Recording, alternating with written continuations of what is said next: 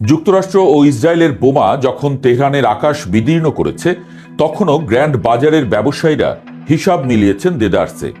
নিষেধাজ্ঞার পর নিষেধাজ্ঞা, যুদ্ধের পর যুদ্ধ, 4 দশকেরও বেশি সময় ধরে পশ্চিম যা দিয়ে ইরানকে হাঁটু গেড়ে বসাতে চেয়েছে তার কোনোটি কাজ করেনি, বরং উল্টোটা ঘটেছে। যুদ্ধ যত গভীর হচ্ছে, ইরানের বিকল্প অর্থনৈতিক কাঠামো তত মজবুত হচ্ছে। কিভাবে? সেই গল্পটা ঠিক যতটা অবাক করা, ততটাই রোমাঞ্চাজ্ঞা। আসলে কার বিরুদ্ধে কাজ করে?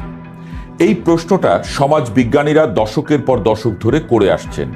উত্তরটা বরাবরই এক: সাধারণ মানুষের বিরুদ্ধে।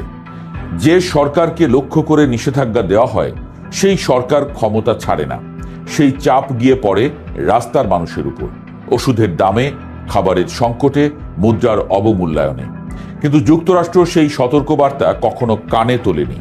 নিষেধাজ্ঞার ব্যবহার কেবল বেড়েছে। একটা হাতিয়ার যখন বারবার ব্যবহার হয়, সেটা ভোঁতা হয়ে যায়। ইরানের উপর এখন যে যুদ্ধ চলছে, সেটা আসলে সেই আত্মনির্ভরশীলতার সীমাটা দেখিয়ে দিচ্ছে। আর ইরান সেই ভোঁতা ধারের ফাঁক গলে বেরিয়ে একটি সম্পূর্ণ নতুন অর্থনৈতিক মহাবিশ্ব তৈরি করে ফেলেছে। যুক্তরাষ্ট্রের নিষেধাজ্ঞার মূল হাতিয়ার হলো ডলার। বিশ্বের প্রায় সব বড় বাণিজ্য ডলারে হয়। তাই কোনো দেশকে ডলারে লেনদেন থেকে বাইরে রাখা মানে তাকে বৈশ্বিক অর্থনীতি থেকেই কেটে দেওয়া। এটাই ছিল পশ্চিমের মূল কৌশল। কিন্তু ক্রিপ্টোকারেন্সি সেই সমীকরণ বদলে দিয়েছে। বিটকয়েন কারো নিয়ন্ত্রণে নেই, কোনো কেন্দ্রীয় ব্যাংক নেই, কোনো সরকার নেই। টিথারের মতো স্টেবল কয়েন কেউ চাইলে ফ্রিজ করতে পারে, কিন্তু বিটকয়েন পুরোপুরি বিকেন্দ্রীকৃত। কেউ চাইলেই এটাকে আটকাতে পারবে না। ইরান গত কয়েক বছরে এই বিষয়টা বুঝে গেছে এবং নিজের আর্থিক লেনদেনের জন্য ক্রিপ্টোর উপর ব্যাপকভাবে নির্ভর করতে শুরু করেছে। সংখ্যাটা দেখলে চমকে যেতে হয়। ব্লকচেইন বিশ্লেষণ প্রতিষ্ঠান চেইন অ্যানালাইসিসের তথ্য বলছে, 2024 সালে নিষেধাজ্ঞাপ্রাপ্ত পক্ষগুলোর কাছে ক্রিপ্টো প্রবাহ ছিল $5,900 কোটি। মাত্র 1 বছরে সেটা 694% বেড়ে $15,400 কোটি পৌঁছে গেছে। আর এর বড় অংশের গন্তব্য ইসলামিক রেভলিউশনারি গার্ড কোর। শুধু এক প্রান্তিকেই আইআরজিসি পেয়েছে $300 কোটি। ইরান এই ক্রিপ্টো জমিয়ে সেটাকে চীনা মুদ্রায় রূপান্তর করছে। তারপর সেই অর্থ দিয়ে কিনছে রুশ পণ্য, চালাচ্ছে এশিয়ার বাজারে বাণিজ্য। ডলারের ছায়া পর্যন্ত নেই কোথাও। এই গল্পের সবচেয়ে অবাক করা অধ্যায় হলো হরমুজ প্রণালী। বিশ্বের 20% জ্বালানি তেল ও এলএনজি এই সরু পথ দিয়ে যায়। প্রণালীটির নিয়ন্ত্রণ নিয়ে ইরান যা করেছে তা রীতিমতো অভূতপূর্ব। ট্রানজিট মাশুল চালু করেছে, প্রতি ব্যারেলে অন্তত $1। কিন্তু এই টাকা ডলারে নয়, দিতে হবে বিটকয়েন বা রেনমিনবিতে।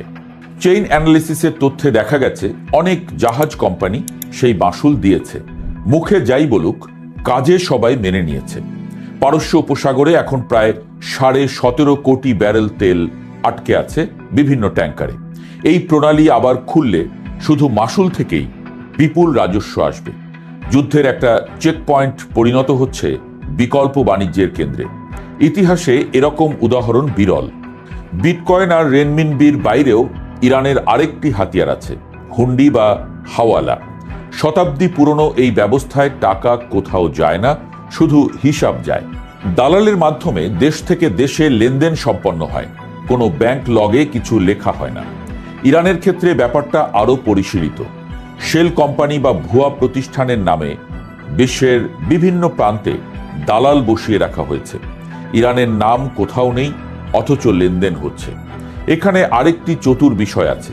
প্রতিবেশী দেশগুলোর এই নেটওয়ার্কে নিজেদের স্বার্থ আছে, কমিশন, কর্মসংস্থান, ব্যবসার সুযোগ।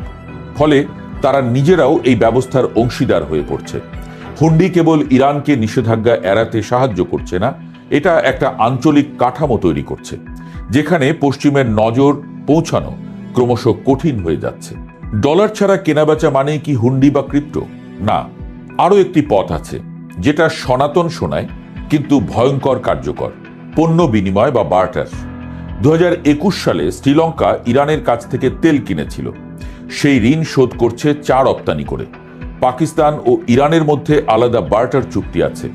ভারত ভাবছে চালের বিনিময়ে ইরানি তেল নেবে কিনা।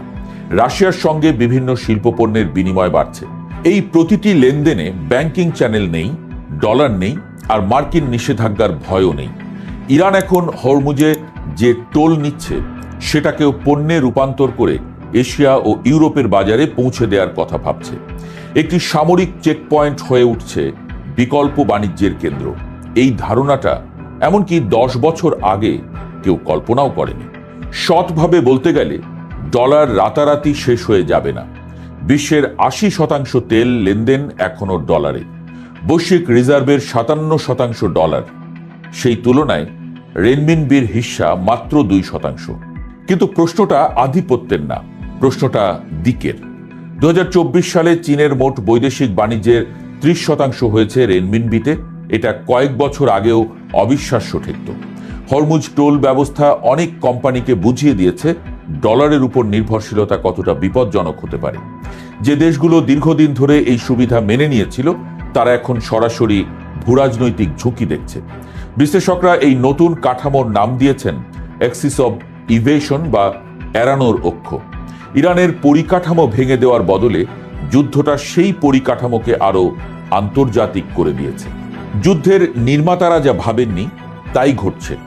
ইরানকে একঘরে করতে গিয়ে যুক্তরাষ্ট্র আসলে এমন একটি ব্যবস্থাকে ত্বরান্বিত করছে যা তাদের নিজের সবচেয়ে বড় হাতিয়ারকেই ভোঁতা